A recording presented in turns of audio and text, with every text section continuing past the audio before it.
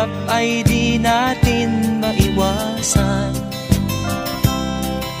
Kalungkutan ay lagi na lang,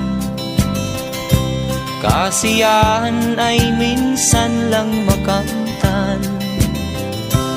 O buhay, kahit sa mga mayaman ay di lubos ang kanilang kasiyahan.